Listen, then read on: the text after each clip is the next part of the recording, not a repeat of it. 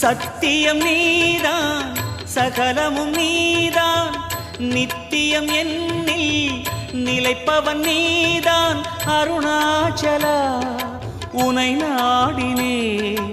அருணாச்சலா உனை நாடினேன் சிவலீலை செய்யாமல் சிறு ஏனையாட்கொள்ள சிறிதேனும் தயவோடு அருள்வாயப்பா சிறிதேனும் தயவோடு அருள்வாயப்பா